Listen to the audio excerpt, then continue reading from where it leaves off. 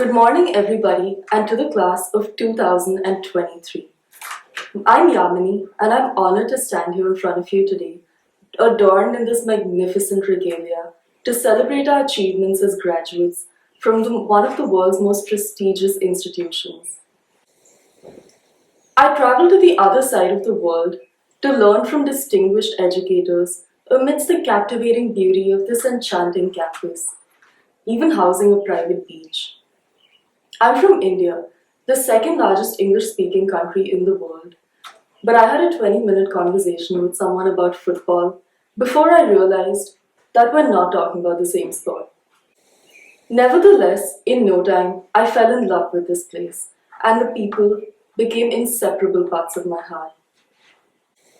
We are the first graduating class who have persevered through a global pandemic, just as this is the first ever commencement speech written entirely by ChatGPT.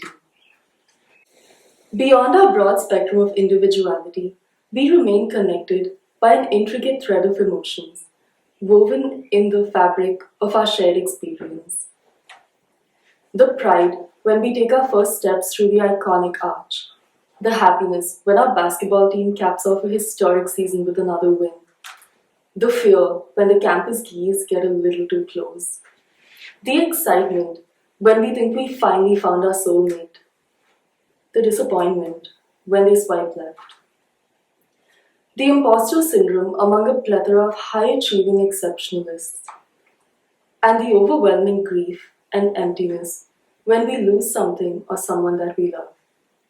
When we lose a piece of our heart so big that the pervasive sense of incompleteness permeates every aspect of our being. I could stand here today and tell you stories about what I learned in life. But today is going to be a little different.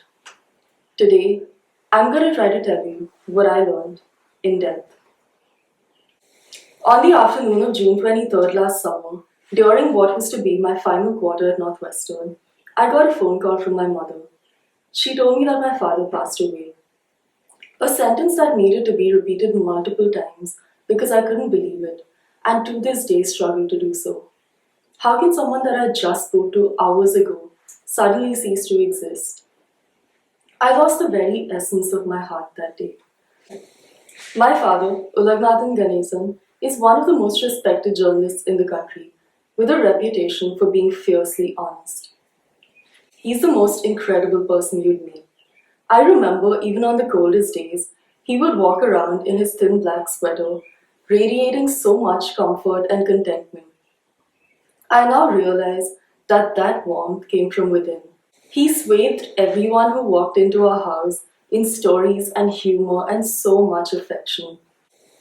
He was my biggest supporter, the most loving father who was so embarrassingly proud of everything I did that he would be beaming if he were here right now. The same infectious smile that I last saw when I left the airport to start my journey at Northwestern, unaware of the fact that when we said goodbye, it meant forever. After a harrowing journey back home, I returned to NU with a heavy heart. I lost a sense of purpose. I wondered what all of this was for. I was consumed by the weight of anger and guilt that my father couldn't experience the world that I once loved. And I would venture to say that everyone here today at some point has fallen out of love. Be it with your academic pursuits that you spent years on, with the people in your life, with the place you're in. And sometimes, we even experience this absence of love for ourselves. I struggled to function and it did not get better with time. I decided to take a leave of absence and go back home. When I went home, the frightening new reality of our changed financial situation made it continuing my education seem impossible. My mother, however, embodies strength like nobody I've ever known. She lost her father when she was 15, and she had to give up on her dreams to support her family. She couldn't be here today because she's back home doing everything that she can to make sure that I could be here and keep my dream alive. As with many of us here today, whose parents have made immeasurable sacrifices to provide better lives for their children, I am endlessly grateful to her. Coming back to college was painful. I felt my father's passing in the smallest of details.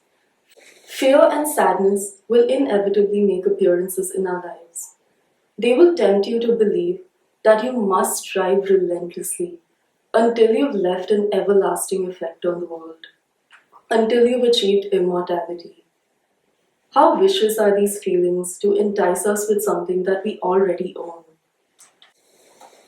Many of us choose our path out of fear under the guise of practicality, and this need for acceptance can leave us eclipsed in the world. I still carry the weight of this loss with me, but that being said, I can attest to the fact that you build resilience and you learn to love again. You eventually pick up the pieces of your heart and put them back together, and in this process of redesigning, you find new pieces that are meaningful to you.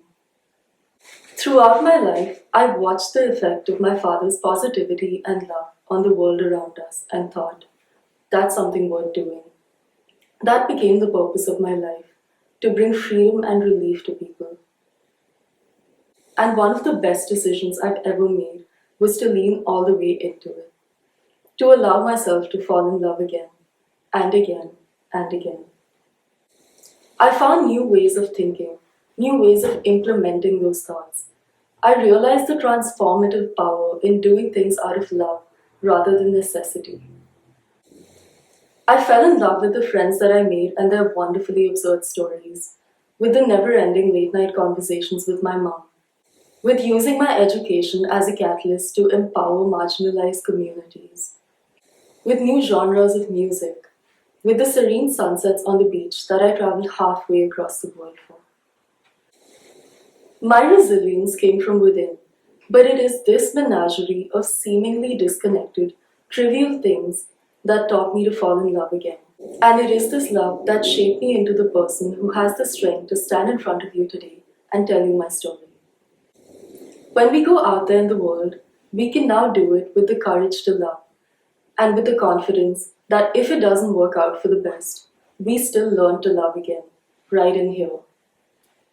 As we celebrate our achievements today, it is important to take a moment and look beneath our regalia to celebrate love. To celebrate that black sweater that brought you so much unconditional warmth and happiness. To celebrate the love that transcends all disciplines and propelled us forward to this point. Fall in love as many times as it takes, because it's the only thing we leave behind in this world. This love is a testament to our journey as a community that is not just purposeful, but resilient. And to my dearest dad, today I celebrate our love. Congratulations to the class of 2023. Go Cats!